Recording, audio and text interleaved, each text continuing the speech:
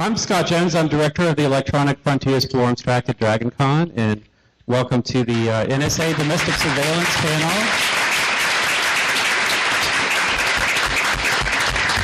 This has been in the news quite a bit. I'd like to start with our panelists. If you could introduce yourself and tell us a little bit about your interest in domestic surveillance. And we'll start here. Okay. My name's TJ Myhill. I'm an attorney here in Atlanta. I work as a lawyer, and so obviously I have a good bit of interest in the legal aspects of the NSA issues and what's going on with the NSA and, well, frankly, anybody else who's reading your mail. I deal with technology law and technology clients fairly frequently, and so we deal with this stuff all the time. I'm Randall Schwartz. I've been coming into the EFF track for 12 years now, and my concern, of course, is that we're using the threat of terrorism to keep increasing the crank on all the things we're surveilling. And at some point, I mean, when will the war on terror actually ever be over, or are we just going to keep cranking it up? So I'm very concerned. Hi, everyone. My name is Chris Segoyan. I'm the principal technologist with the Speech, Privacy, and Technology Project at the American Civil Liberties Union. We are a civil liberties organization that is engaged in active litigation on all manners of government surveillance. I speak at conferences around the world about surveillance, and this is by far the most interesting and well-dressed audience that I've ever spoken before, dressed or undressed, as the case may be. I finished the PhD last year that was focused on the role that internet and phone companies play in spying on their customers for the government. When I started it 6 years ago, it seemed like a very boring issue and has suddenly become very, very interesting to many people because the government simply doesn't have the resources to spy on you directly. They need the help of other companies, so they deputize your phone and internet companies. And so I've been very busy since I started the ACLU last September, and I've been extremely busy since Edward Snowden bravely leaked documents to journalists earlier this summer. So I'm looking forward to telling you a little bit more about what the NSA is doing and maybe some of the things that we can do to stop them from intruding on our private affairs. Hi, my name is Christina, and I am a criminal defense attorney, and so I think that my interest in how this information that's being collected is used is kind of pretty obvious, and I think that it's becoming more and more an issue in an increasing number of cases, and so that's definitely my area of interest. My name is Jeff Terminason. I've got a degree in political science and a master's in cybersecurity. I work for one of the companies Chris was talking about, Verint, who writes the software that sits and monitors people for 12 years. And so obviously I'm interested in it from all aspects as far as that goes.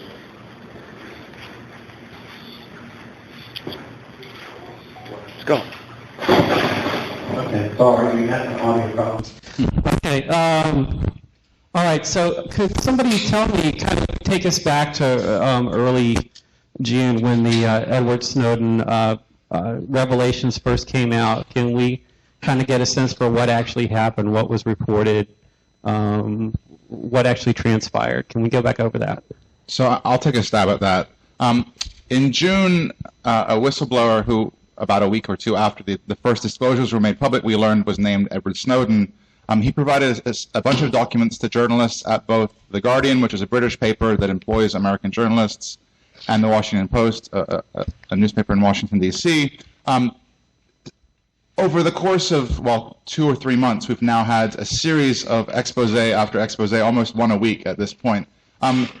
At a high level, the programs sort of fall into two categories. The first are programs aimed at non-U.S. persons, or at least programs aimed at communications where one person is in the U.S. and another person is not in the U.S., or communications where everyone is a foreigner, and then separately domestic surveillance programs. And so the sort of two big ones that everyone may have heard a little bit about, one is called PRISM, and that's the name for the database or the tool that the NSA uses to collect communications from internet company partners. So Google, Microsoft, Facebook, some other internet companies. And the PRISM program, we're told, is focused entirely on communications where at least one party is outside the United States. The law there that's used to to obtain this information is something called the FISA Amendments Act, the Foreign Intelligence Surveillance Act Amendments Act, and this allows these companies to be compelled to provide access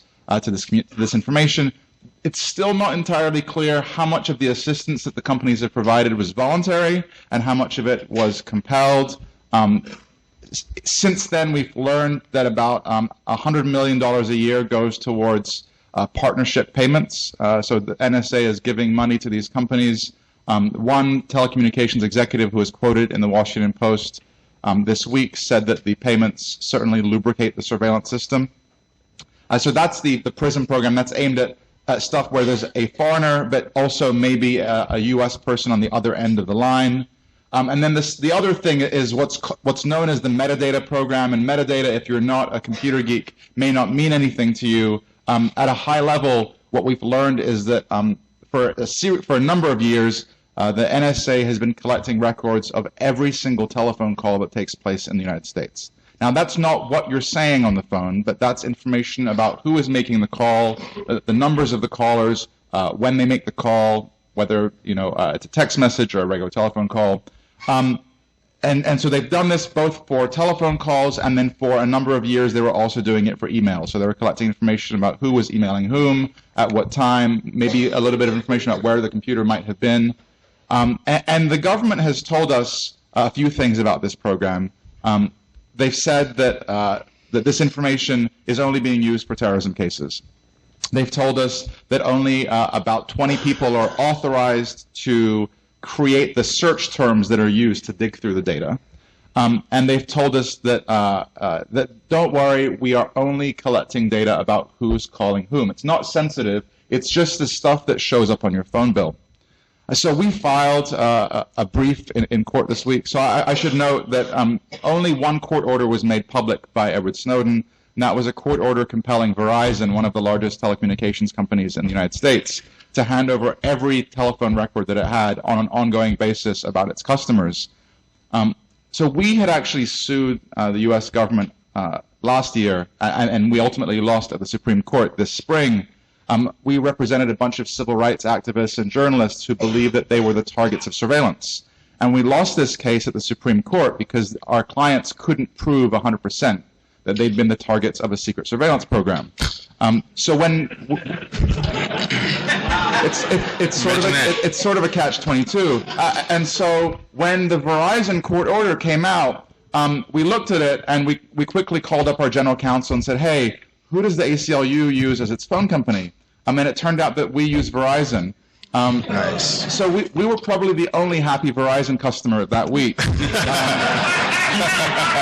Nice. And so we immediately filed a lawsuit against the NSA, representing ourselves. In this case, we believe that the ACLU has been injured. We believe that people may not contact us. We think our own activities are killed. We are having to take steps to protect our attorney-client communications and to shield information about our activities. And so I just want to emphasize sort of why this stuff is sensitive, because it may not be intuitive as to why numbers that you dial are sensitive. And so we filed a brief in court last week sort of digging into these details.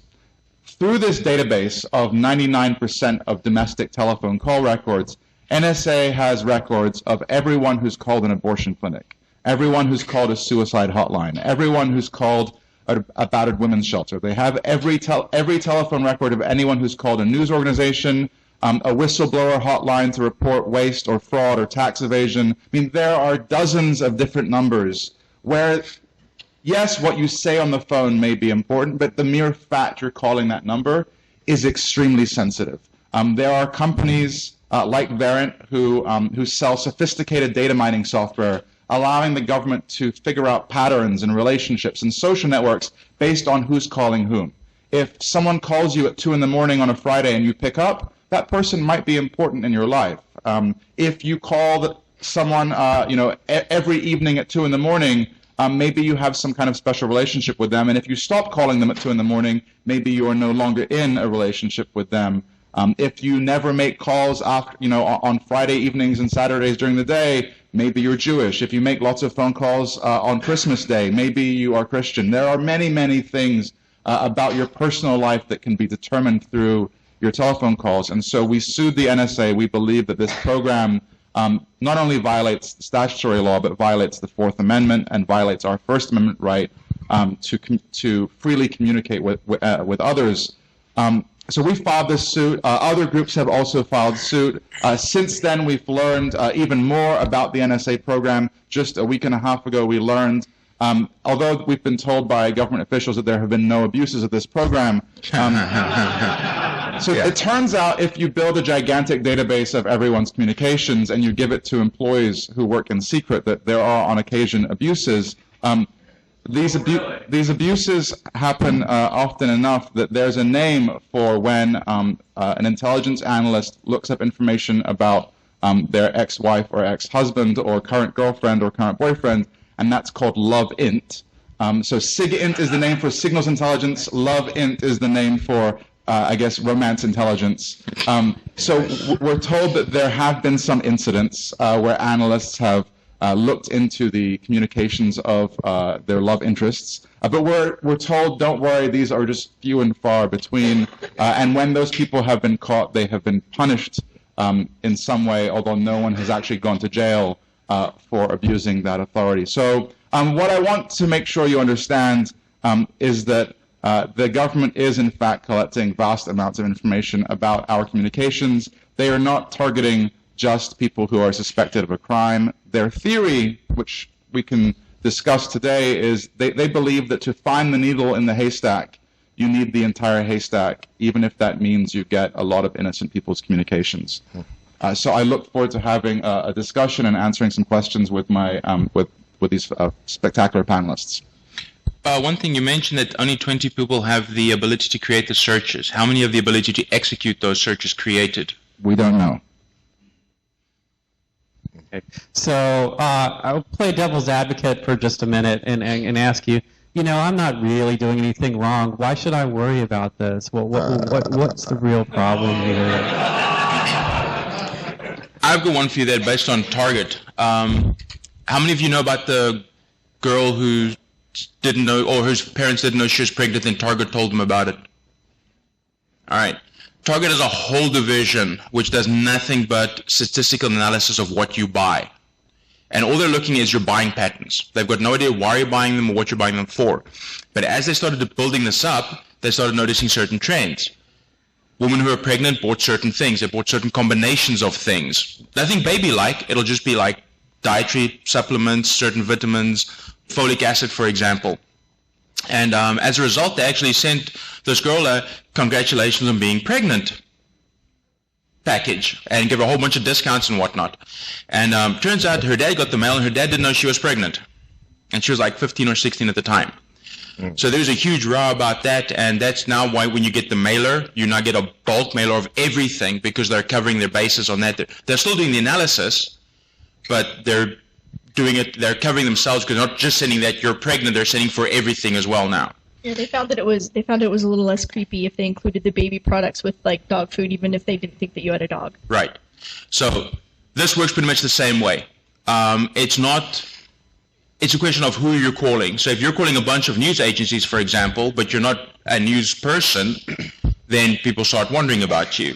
If you start calling a bunch of folk that may be on a watch list somewhere, even if you're a completely casual friend with them, you become a target. So it's very much not what you're saying, but like Chris was saying with the metadata, it's who you're calling, when you're calling, because if you're suddenly calling some whistleblower hotline at 3 o'clock in the morning on a regular basis, someone's going to start asking questions why. And this idea that, well, look, if I have nothing to hide, why should I worry? I mean, that's a bit selfish. Like, I am a white male I make enough money to pay my rent. That doesn't mean I shouldn't worry about racism or inequality. And there are people who have things that they need to hide. There are people who called abuse hotlines. There are people who need the services of battered women's shelters, and we should protect their privacy. There are people in this country for whom that information existing and falling into the wrong hands, it would be a life or death matter, and we shouldn't just roll over and let the government get everyone's communications just because we live in a comfortable life and have nothing to worry about. And the fact is that people do have things that they they don't want their spouses or their colleagues or their neighbors to know about. We have curtains in our homes. We wear clothes. Some of us wear clothes when we walk down the street. You don't broadcast the list of prescription medication you use. It's not sitting on the dining table in your house, but it's usually in your medicine cabinet, and people are not supposed to look through it, although everyone does seem to. Look, there are secrets. Okay, so let's say you acknowledge that there are things that you want to be private, but you trust the government. You generally trust the government, and that's fine. Many people might. Well, the data's there, and it's going to be there for a while. And you may trust this government, but that doesn't mean that you should trust the government that we're going to get down the road. The NSA is like a digital pack rat. They are storing this data, and they're never going to want to get rid of it.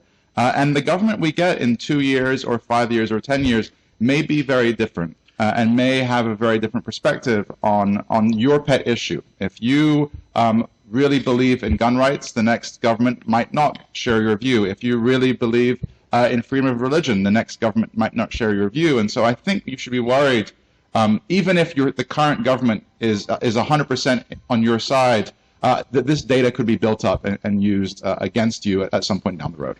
And that's really the issue. Even if there's no problem now, you don't have anything to hide now or anything to worry about now, or why should I be concerned because I'm not a terrorist? They're only using this for terrorists, so as long as I don't do any terrorism, it won't matter. Well, once they start using the information in courts, once this information becomes admissible in something, courts are going to be willing to look at it, and it's going to be admissible in another thing, and another thing, and another thing, and another thing. And sooner or later, I'm going to be able to get it in any case I want, because it's something that courts see regularly enough that it's just another piece of evidence, and it's something that's perfectly acceptable.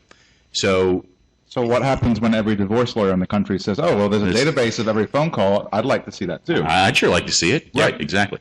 And that's what's going to happen. Or, even if it's not the courts, it's the government. You say, okay, well, this is for the war on terror, and we're only going to use it to fight terrorism. But you know what? Drugs fund terrorism, so let's use this for the war on drugs. Oh, and you know what else funds terrorism? Let's use it for, and they're just going to expand out what the definition is to where we can use this, to where it becomes effective, to the point where I'm going to be able to use it in a business contract case. And that's when it becomes a problem. Or maybe you look at, say, the current no-fly list, and you start cross-correlating with this database, everybody those people called frequently, and you start adding them to the no-fly list, you go, well, it's justified because these guys talk to each other all the time. So 5 years ago, the people on this panel saying this kind of stuff would have been crazy, right? If we weren't wearing tinfoil hats, you would have imagined them. You would have imagined us wearing them. But after June, we're no longer crazy. We were just a little bit ahead of the curve. We're pioneers. Actually, 5 years ago, it wasn't that we thought you were crazy. It's everybody thought we were all crazy. I mean, I've worked for the telephone company.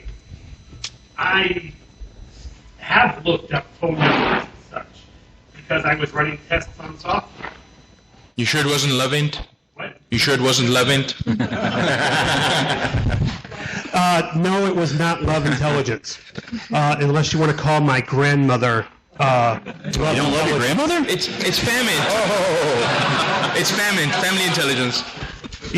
I mean, like you're saying, and the thing is, 5-10 years ago, we didn't care about this stuff. By the way, it was a private college phone system is what it was, not previous employers I have worked for. But I know more about 4ESS and 5ESS than I care to say. Capacitors are great things. The thing is, we know about this stuff. We've known about this stuff for years. It's just now, today, 10 years later, 10 years ago, I ran a check on my grandmother's phone number. I got a list of phone numbers back that just, I happen to know, oh, that's Aunt Sally, that's Aunt Nancy, that's the restaurant Granny goes to all the time. I just happen to know those because I knew those phone numbers. But if I gave it to you, you wouldn't know who the heck these people were. But now we can go and look and say, oh, that's Sally's phone number. Sally then also called Ann. And Ann talked to, and we can build this big database and find out, who's building who and who's talking to who. And then, And that's where it gets scary. So what he's talking about is a technique that the government uses called call chaining. So when they're interested in researching someone, they don't just look for who that person's called, but they look for every person that they've called, and then they go out 3 hops or 3 layers. So it's not that you are engaging in a crime, it's the NSA is interested in you if you've called anyone who's called someone who is a suspect in an investigation. And those numbers get really, really large as you go more than 2 hops out. Yeah, it's been referred to as a national relationship database. Basically, they have a record now that they keep for, I think they keep all the phone records for 30 days or something like that because of just the volume. But now they have a record of every person that every other person has called. So they know, like you were mentioning earlier, who's important to you, and that kind of stuff becomes important even if you are not doing anything wrong. In reality, people get falsely accused of crimes all of the time, and one of the ways in which they build cases against people is by looking at who are you connected to, who do you have relationships with, who are you talking to, and they make guesses about the content, and the actual words that were said are far less important than who you called and when.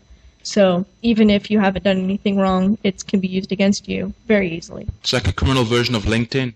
You have 4 connections. You have 2 second connections. Well, you figure, we're all 6 degrees away from Kevin Bacon. How Now far we're are we 3. from terrorists? 3. Yeah. Okay. 6 from Kevin, 3 from terrorists. Okay, to the audience, do you mind if we hold questions to the end? Because I want to move on. I wanted to ask about the FISA court and how the FISA court plays a role in this. I'm hearing that the FISA court is kind of a secret court. Its proceedings are not open to the public. And I'm hearing that, for some recent period, they approved all but 2 of the wiretapping requests that they received. So it sounds like less of a due process kind of situation and more of maybe a rubber stamp kind of court. So what do we know about the FISA court? Can we talk about that and how that plays into this domestic surveillance process? Sure. So just so everyone understands the basics, after the Watergate scandal in the 70s with Nixon, Congress, and there were disclosures about massive abuses of surveillance powers by the FBI and the NSA, Congress created something called the Foreign Intelligence Surveillance Act, which is a legal regime that regulates foreign surveillance. So this is not supposed to be the police looking into your affairs because they think you're a murderer. This is about spying. It's supposed to be limitations on the president's power to monitor and record the activities of domestic activists. That's what FISA was intended to. That's why Kennedy introduced the act and why it was passed. So It didn't just started in Kennedy. Roosevelt had tapping. well, hang on. That's not the legal regime. So that's other presidents engaging in surveillance. So FISA created something called the FISA court, and it's a court in Washington D.C. The judges are all appointed by the Chief Justice of the Supreme Court, so they are already judges, but they are elevated to the FISA court by the Chief Judge. They fly into Washington D.C. and they're on duty for 1 week at a time. Until about 5 years ago, the FISA courtroom was located in the Department of Justice, and they realized that didn't look so great for independence reasons. So they actually finally have a room behind a locked door on the 3rd floor of the federal courthouse in D.C. Just, I think, a month ago, a couple activists tried to find the FISA court. Turns out, you can't just walk into the courtroom, but they walked up to the 3rd floor of the main D.C. federal court and found an unmarked door with a fingerprint scanner and a few other security devices outside and realized what it was. You're not allowed to take cameras into the federal courthouse, so they drew a photo, or they had an artist draw it. And so that the drawing of the FISA court door is now online. That's about the closest any of us have gotten to see it. The FISA court only has one podium, and by that what I mean is that there aren't 2 sides who argue before the FISA court. Just the government gets to go and argue there, and they have a track record of almost always approving the orders for surveillance that they get. I think in the last 4 years they've said no just once. Now, if the surveillance happens outside the United States, the government doesn't even need to go to the FISA court. So if the government taps an undersea cable or performs surveillance out of a U.S. embassy in Paris, they don't need to go to the FISA court. That stuff is all okay. But so the FISA court meets in secret. Only the government gets to argue before them, and then for the most part, all of their opinions are kept sealed. And over the last few years, they've secretly reinterpreted key portions of legal statutes, including the word relevance in a domestic surveillance statute. So the government is only supposed to be able to get information that is relevant to an investigation, and they have interpreted the word relevant to mean everyone's communications in matters of terrorism. And so that's how they've been able to get everyone's domestic telephone records through this section of the Patriot Act. Aren't they also one of the only ones who do retroactive authorization? So they'll come and say, we found something, now we need you to authorize, say, we could have gone back in time and recorded this. Yeah, in general criminal prosecutions, you have to have, the search wouldn't be valid if you didn't have a warrant at the time that the search was executed. And FISA is one of the, as far as I know, the only way in which they could, after the fact, go, whoops, yep, I had probable cause to seize that or search that phone or whatever. And I think that they do have a limited time frame, but yep, they can do it retroactively. So depending on your views, I mean, normally we would want the court to be somewhat well balanced. We would want a variety of opinions on the court, but when a single Chief Justice gets to pick every judge that is on the FISA court, and none of their opinions are ever public, or I think we've only had a couple, and that's been through special circumstances, you might get a certain perspective that dominates the court. I mean, the identities of the judges are public. They're available online. They're all regular federal judges, right? So they just get elevated to the court by Justice Roberts, Chief Justice Roberts. But you know, we just got a major FISA opinion unclassified and published about a week and a half ago, and in that one we found out that NSA had charitably misled the court for 3 years about the scale of its surveillance. So even assuming the FISA court is doing a good job, they're not capable of doing what they're supposed to do because the NSA is pulling the wool over their eyes. So the entire system shouldn't give you much cause for comfort. Just to make sure we have a little bit of balance. I mean, this isn't going to make it better, but to make things clear, there is only one side arguing to get a warrant in the FISA court. But in fairness, if you go to a regular criminal proceeding and you go and seek a warrant, the state's the only one arguing to get a warrant against you for any other criminal investigation too, because as a practical matter, you don't know that you need to go hire a lawyer and send your side in to talk about it because they haven't arrested you yet. They're trying to get that evidence. But eventually, so getting that warrant is there. But again, that doesn't make it better, and it doesn't make it okay that this is a private proceeding that happens completely behind security locked doors, because at least a warrant is sworn out in a regular, magistrate or superior court courtroom in open court for every other criminal activity. There might not ever be anybody in it, but it is at least an open court that someone could be in if they wanted to. And probably a lot more failure rate too, not necessarily like rubber stamping just about everything. Sure.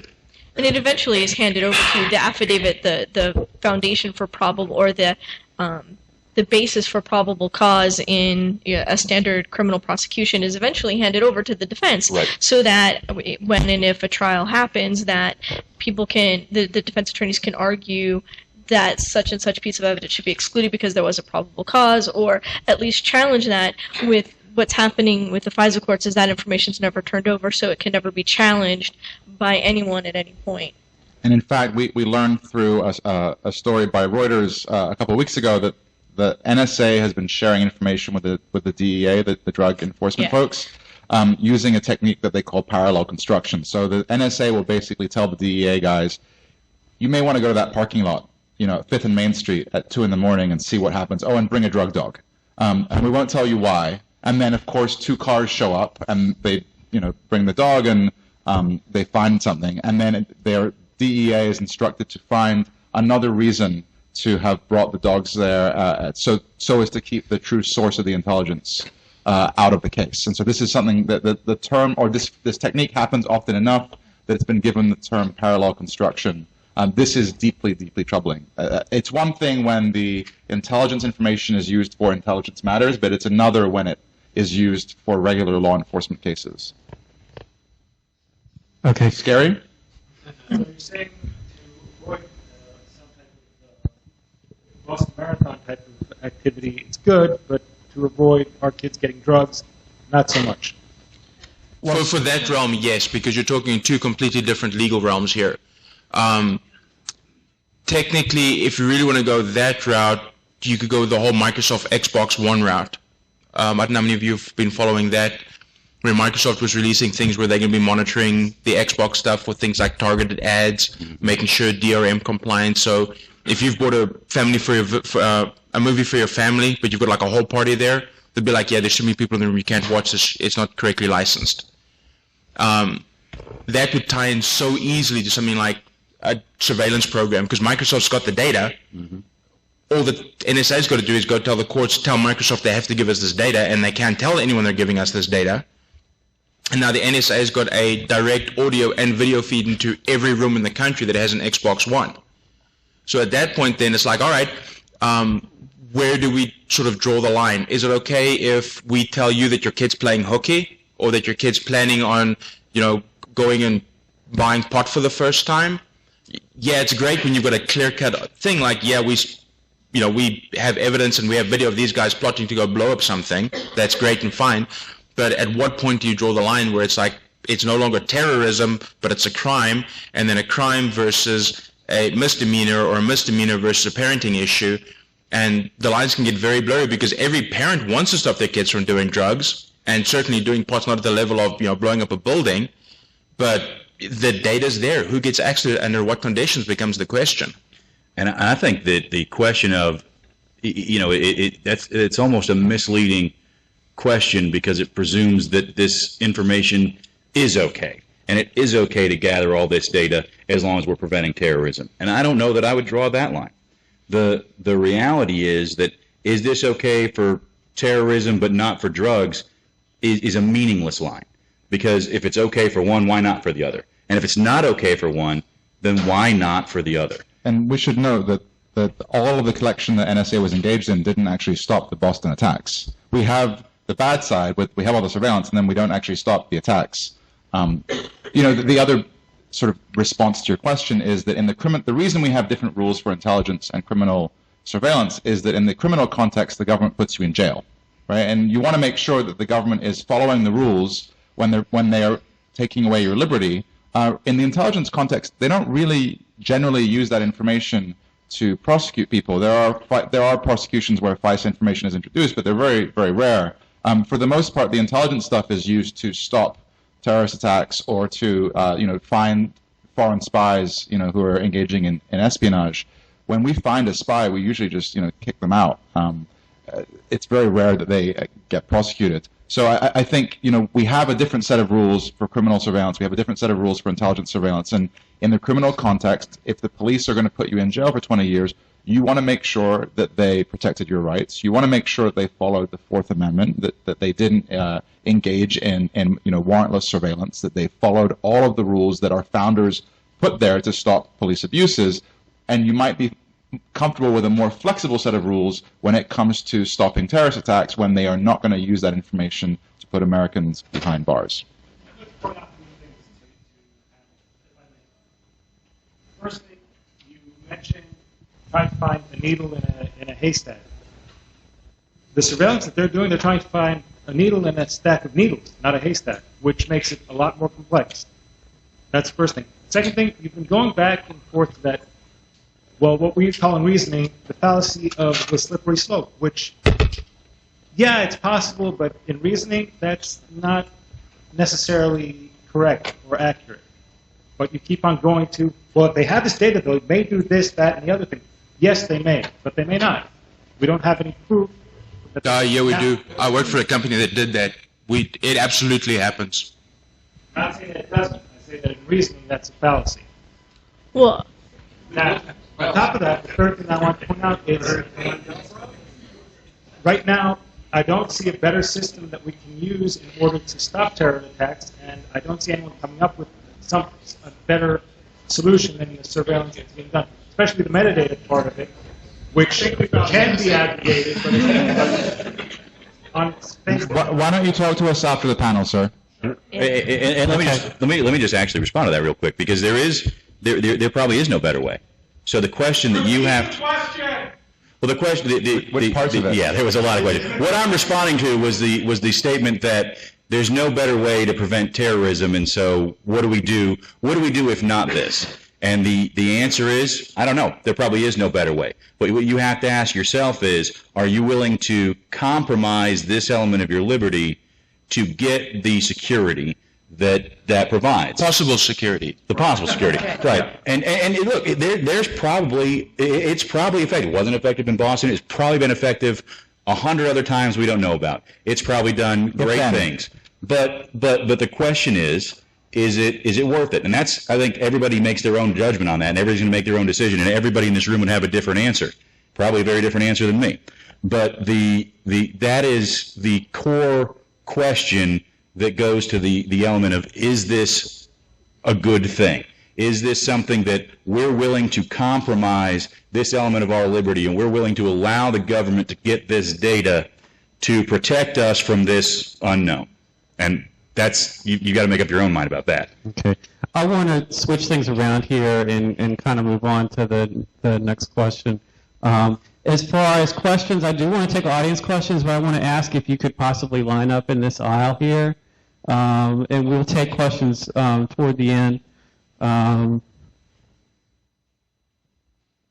if you have, if you have a disability or a way that for some reason you can't come out and line up here, then I'll come out to you, but it would be best for us if you could just line up here, and then we'll take it all in the line.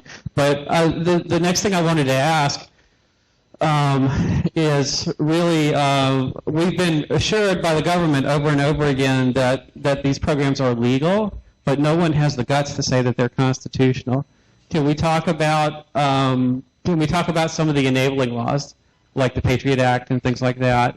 What sort of framework is the government putting into place to kind of claim this is legal? Because I get the sense that the surveillance came first and then the laws came second to try to fix the problem. Well, we're not real sure about the constitutionality of the FISA regs. That's still sort of up in the air. And in fact, it's being challenged. I think it's being challenged by you guys. Isn't it? And it's difficult to challenge FISA, right? Because it's secret. But the Patriot Act is a Patriot Act. We all let that go through, and now it's perfectly constitutional because there's a law that says we can do it. Well, so we haven't had the opportunity to challenge it before. There's sort of two big speed bumps in the way of us challenging it. The first is something called standing, which is a legal regime where you have to prove that you have been harmed in some way to be able to bring a challenge, and it's really difficult in the surveillance context because you have to prove that you've been monitored with a secret program before you have authority or have a ability to challenge that program. So the only way you can really do it is if the government screws up. And there have been instances where the government has screwed up. The most famous one is a case called Al Haramain, which was a Muslim charity from Oregon that was spied on by the government, and in the course of a criminal case, the government accidentally handed over secret illegal intercepts to the charity, intercepts of the charity's calls to the charity. And they realized quickly that they'd done it and said, oops, can we have those back? And so the charity sued. And when that happened, then the second speed bump, or brick wall, rather, came in, which is called the state secrets doctrine, which is something that this administration and the Bush administration before it were both big fans of. And it's generally this idea that the government can come into court and say, this issue is so important that even discussing it in court is a threat to national security, and therefore the entire case should be thrown out. And so we've lost a number of cases related to torture and surveillance on state secrets grounds. Our view is, if this program is constitutional, well, let us have our day in court, let us argue it, and we think we'll win. But we have been denied that opportunity several times. We're looking forward to the lawsuit we've just recently filed. We think that we have a really good shot, at least on the standing issue. As for state secrets, the government can always come in and lay down that trump card. But that in terms of the legality of this program, starting in about 2009, several senators, including Ron Wyden and Senator Udall from Colorado, said that there had been secret reinterpretations of the Patriot Act, that if the American public learned what they would be shocked at how vast the surveillance was. And those senators hinted repeatedly from the floor of the Senate. They wrote New York Times op-eds, again saying that there was a secret program that depended on a reinterpretation of the statute. And so it doesn't just matter what the laws say in writing, it also matters how they've been interpreted by the Department of Justice. And in this case, the interpretation of the law was kept secret by DOJ, the program was kept secret, and we didn't learn about it until Edward Snowden took that brave step of leaking those documents. And without him, we wouldn't know what's going on, we wouldn't be having this debate, we wouldn't be having this panel at this conference were it not for Edward Snowden. So I think we all owe him a thank you.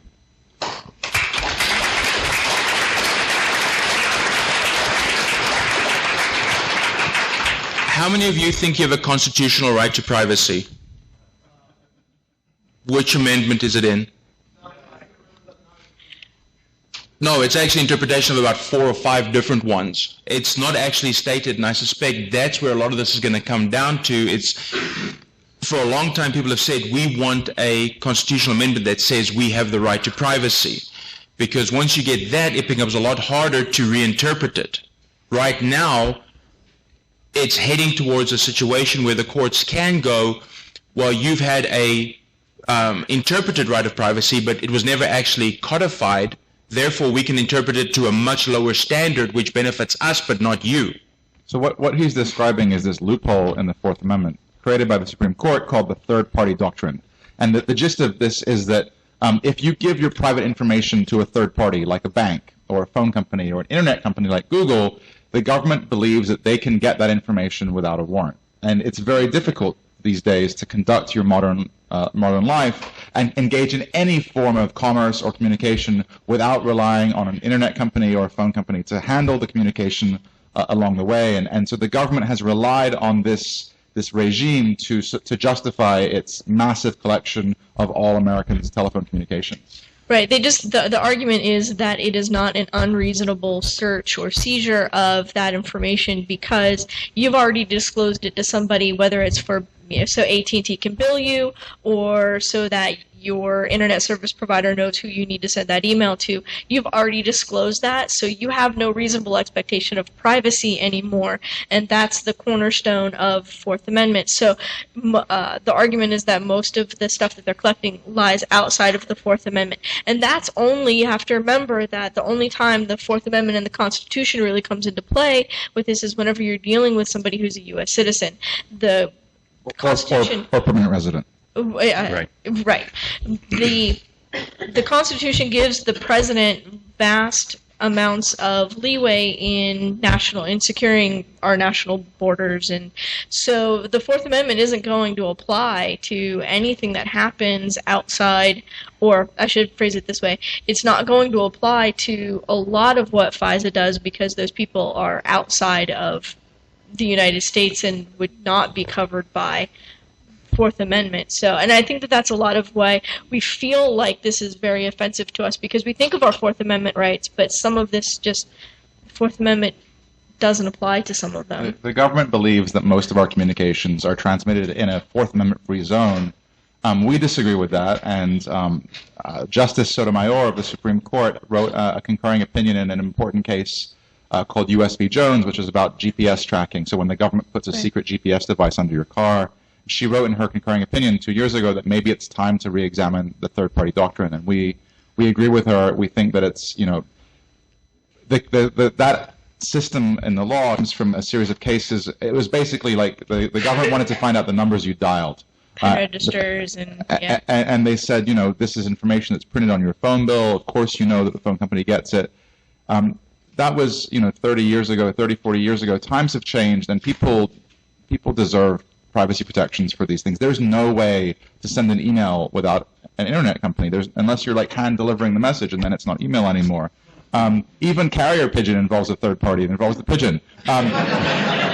So we think that it's time. We're not waiting for the courts to get around to doing this either. We are actively working. Our lobbyists in Washington are working with members of Congress to reform our electronic communications privacy laws. The law that governs when the government can get your information. It was written in 1986, which was before Google, before Facebook, before Twitter, before, well, if you had a cell phone, it was this big. And so there are proposals on the table right now that congressional committees are considering that would require a warrant signed by a judge for the government to get your email. At the state level, states are considering this. Texas is the first state in the country to require a warrant for emails. That just happened a couple months ago, and so we hope that while the courts figure out what they're doing, legislatures at the state and federal level are going to kick into gear and provide strong protections for our digital communications. Go ahead. The problem with something like that, though, is so Texas passes this law. Does that mean your ISP has to be in Texas and you have to be in Texas and only emailing Texas people? You know, that there's a lack of clarity in the law. I hope that it is interpreted that if you use an ISP in Texas, that suddenly you get the protection of this law. Suddenly, that'll make internet companies in Texas very happy. Of course, that law doesn't apply to the feds. That only applies to state law enforcement agencies. State legislatures have no authority to decide what the federal law enforcement agencies can do, which is why the DEA keeps busting pot clinics in California. Here's the thing, though. You've got to realize that what we're talking about is how the government can collect your data and use it against you. You all have to take some steps of your own. If you want to have some privacy, take some damn steps to make sure that you've got some privacy. The reality is that it amazes me every year I come here that people get wrapped up on some big issue. This year it's the NSA, and this is a big issue, and we need to be here discussing this. But you're all worried that the NSA might be looking at your email, but you all probably have a Gmail account, and you all probably have Facebook, and you all probably have, the NSA has some information about your email transmission data. Google said they're reading your fucking emails, but nobody cares about that because I like Gmail and it's free. I don't like the NSA, so I'm going to complain. You can't give away your privacy. You can't give a third party click-through permission to read whatever they want, use whatever they want. At least the NSA isn't selling your data to an advertiser yet. Yes. Yeah. Wait till sequester happens. But you're concerned about your privacy and how the government's going to use it, but yet you're giving it away. You're just allowing people to read your information. You can't do that. Scott, maybe some questions? Some of us would probably believe that it's reasonable for the government to collect data for anti-terrorism or even other purposes, as long as it's particular, it's reasonable in scale. But when it's but their scale matters, and when it's over everyone all the time, that's totally different. So scale is a big thing. What I have not heard at all is what's happened with scale. We've been in the war on terror for 12 years or so now. We hear all of these kinds of data collection, but we don't hear what the volume of data collection has been over time. Administrations change. They change their priorities. I happen to particularly distrust the Obama administration. They've used the Department of Justice in unusual ways. They've used the IRS in unusual ways. They've picked out things for political purposes. I don't know that they've picked out any of this for political purposes. I certainly think that they're capable of it. I haven't heard anything at all about the scale of data collection and scale of data usage over time and what's happened. I'm amazed that I haven't heard that.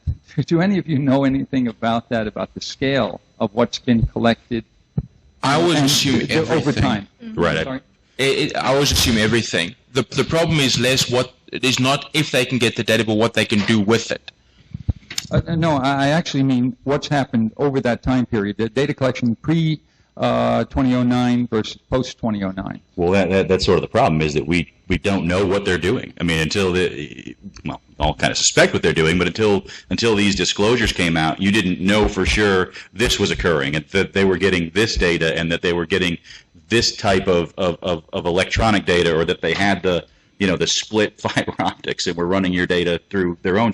Until you know these things are occurring, you don't know they're occurring, and so it's impossible really to go back and say, unless the government opens up its vaults and shows us what's been going on from 2001 to 2013 and whether it's gotten bigger, smaller, or stayed the same. Because we really don't have enough data about what they're doing right now.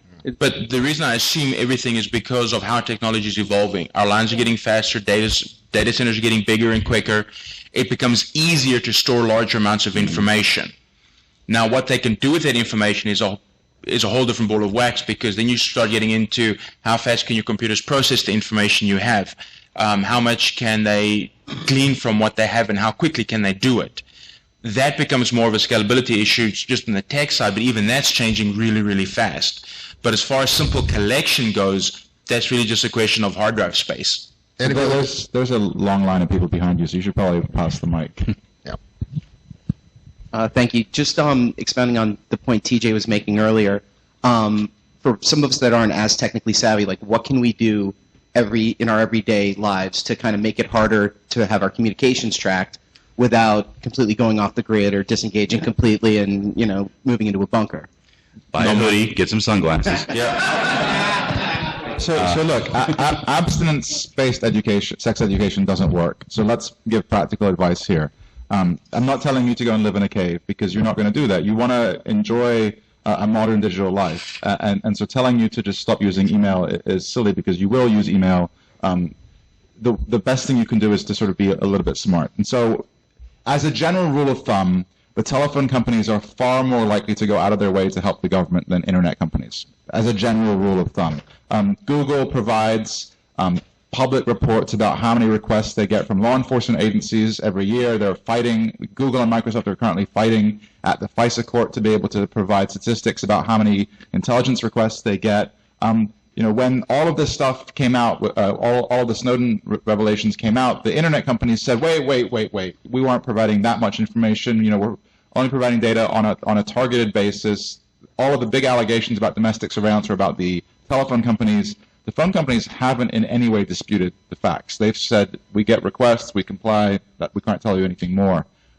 Anything you can do to keep your private information out of the hands of a phone company and instead shift it to an internet company is probably gonna keep your data at least out of the wholesale dragnet surveillance databases. If the government really wants you, they're gonna get you. We learned just a few weeks ago that the FBI now has a team of people who do nothing but hack into phones and computers, enabling webcams and microphones and stealing documents from computers. If you are an actual target, they're going to get what they want from your device, but you can make it more difficult, and you can make dragnet surveillance where they just search for terms. You know, everyone who's put the following word in their email. If you shift your communications away from phone companies and to internet companies, if you switch from a telephone to Skype or Google Hangout or FaceTime, even Skype makes Skype, so there were reports in the Post saying that Skype had been providing information to the NSA. Again, Microsoft insists that they only do that on a targeted basis, whereas the telephone companies are providing everything wholesale. So if you never want the NSA to get your information, that's a really high bar to cross. But if you just want to make it more difficult and you don't want them to turn up your data when they're doing keyword searches, I would do everything possible to migrate my data to the internet companies. And as a general rule of thumb, to sort of address the point that he made, you should try and use services where you pay for it. You know, it's the dominant business model in Silicon Valley is users give their data, companies mine the data, analyze it for ads, and then show ads or let other companies show ads. If you want companies to be able to protect your data from the government, you have to give them a way to make money and not look at your data. And that means you need to write them a check. And I'm not saying that email needs to cost $1 million or $1,000, but even paying $20 a year for your online backup service or your email service will allow that company to make money while protecting your privacy.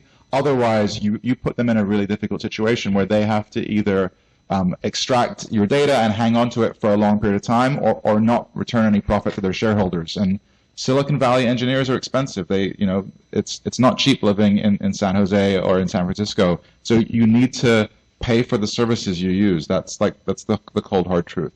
And once you're there, be very selective about who you're using. Actually read those click-through things and realize what you're giving away before you click it. And try to use proxies, try to use other maxing. So telling people to services. read their terms of service is a little bit like telling people to live in a cave. Yeah, No one's going to do that. what it is. I tell my clients to read contract all the time. Nobody does. My question is regarding the lawsuit that was mentioned earlier. Let's say you win and it's judged to be illegal to gather your information. Since you're an organization, how will that judgment benefit individuals, since they could be deemed completely separate categories legally? So we've asked them to stop the program, not just for us, but we've asked them to stop the domestic metadata collection program. We just have the ability to sue because we are an injured party. And we are not the only ones who've sued. An organization called the other EFF, the Electronic Frontiers Foundation, they have sued representing some churches and gun rights groups and journalists. There are multiple lawsuits underway. And if the courts don't work as an avenue, there are also congressional investigations right now. There was a very, very narrowly lost vote in the House just a few weeks back to defund the domestic metadata collection program. If you haven't called your member of Congress, you might want to think about letting them know what you think about the program. I'm not telling you which way to call, but if you have strong feelings about this, you may want to let your member know. I'm hopeful, but we do lose a lot in the surveillance litigation area. It's an uphill battle, and the government has some really powerful litigation weapons that I wish we had. So you're hoping to start like a snowball effect or something, like maybe one thing would cause another to happen? And Well, we're hoping to win our lawsuit. But if we don't win our lawsuit, hopefully someone else will win their lawsuit. And if that doesn't work, hopefully we'll get change through Congress. And if that doesn't work, hopefully the internet companies will start fighting for their customers a bit more. But we only have to win in one way. Right, and the answer is yes. I mean, it is a snowball. Once you get one victory, I can take that victory to another court and say there's already been a victory, and so it should apply here, and it should apply here. And it is something that would snowball, but that first win is the key. But ultimately, it comes down to the voters, because we're the ones who put these people into Congress in the first place. All of this we're talking about is controlled by 535 people. The U.S. voting population is the one who decides which 535 people get to go make these decisions. So if we're not going to do it from a voting level, there's no reason for them to do it from their level, because they're looking after their interests first. The only elected official in this country who cares what the entire country thinks is the president. Everyone else only cares about their voters because they're the ones that they have to answer to. So every senator, every congressional representative only cares about the one who can actually vote them into office. So while you've got senatorial committees and congressional committees and everything else, if your representative isn't on one of those committees, they don't really care about your voice because you're not voting for any of them. So you have to make sure that your representatives know who you are, where you stand, and that how you feel about things on an individual basis, because that's what they're going to pay attention to, because that's how they stay where they are. But just if you do call your member, be very polite on the phone. There's the person who's answering the phone is usually an unpaid intern. They're like 19 years old. Be nice to them. Don't make them cry. Okay, we need to move on. Well, getting back to the idea about can we actually do something about this, I've got an idea. I want to run it by you guys, but since we're DragonCon, let's do a little bit of quick role-playing. Mr. TJ, since you're a lawyer, sir, I have $1 here. I'd like to give this to you. Will you be my lawyer? I've been retained. So you've been retained. Now, if I give you my email address and you give me yours, in theory, we're having private, attorney-client privileged communications, right? Mm-hmm. So now, if you were to win the lottery tomorrow and decide to form the next great email service, could everybody here in this room do the same thing? Well, here's the thing. How are you emailing me? Because your email is attorney-client privileged to the extent that when he sues you, mm-hmm. and I'm your attorney, I can't give your email to him. They don't care. And if that's your email service out there, they're all reading our email. And they all know what you say to me and what I said back, because you've clicked a little button that says you can read my email. And that's not an attorney-client violation. The attorney-client privilege keeps me from being able to reveal the information to someone who is opposed to you in a legal sense. So, it'd be nice if it worked that way, but the reality is if you email me from a Gmail account or a Yahoo account, I hate to pick on Gmail, it's just they came out in the news, it's going to be something that someone somewhere probably knows what you've said to me, or could if they wanted to. But you should keep the dollar. A lawyer never gives the dollar back.